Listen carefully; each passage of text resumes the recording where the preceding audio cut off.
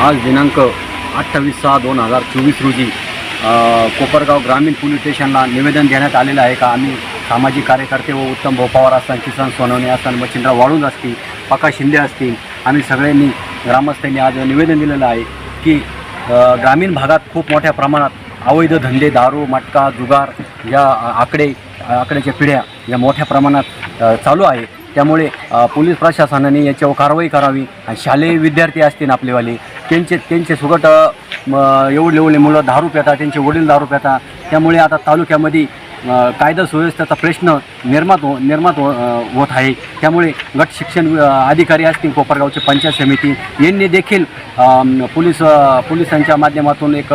निवेदन देण्याची गरज आहे की जेणेकरून तालुक्यात दारू बंद होईल आणि विद्यार्थी घडतील आणि कुठेतरी विद्यार्थी घडल्यानंतर या देशाचं नाव रोशन होईल। त्या हेतूनं आम्ही आज सामाजिक कार्य करत असताना आज ग्रामीण पोलीस स्टेशनला आज निवेदन दिलेलं आहे की लवकरात लवकर ग्रामीण पोलीस स्टेशननी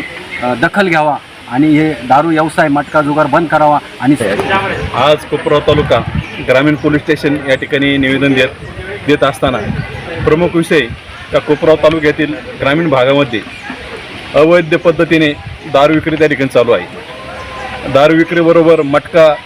गांजा असे 2 नंबरचे व्यवसाय त्या ठिकाणी केले जातात। तर एकलव्य संघटनेच्या माध्यमातून या ठिकाणी काम करत असताना आम्ही ज्या समाजात काम करतो, असा आमचा भिल्ल समाज असेल, आदिवासी बांधव असतील, बहुजन बांधव असतील, तर बघितल्यानंतर दररोज जर बघितलं तर आमचा आदिवासी समाज त्या ठिकाणी 300 रुपये रोजाना त्या ठिकाणी कामाला जातो आणि कामावून आल्यानंतर घरी येताना तो अक्षरशः 200 ते 250 रुपयाची दारू पिऊन त्या ठिकाणी घरी येतो आणि मुलाबाळांना त्या ठिकाणी मारहाण करतो। आज जर बघितलं तर कोपरगाव तालुक्याची परिस्थिती बघितली तर प्रत्येक कोपरगाव ग्रामीण भागात आज दारूचा व्यवसाय हा भानाट त्या ठिकाणी चालू आहे।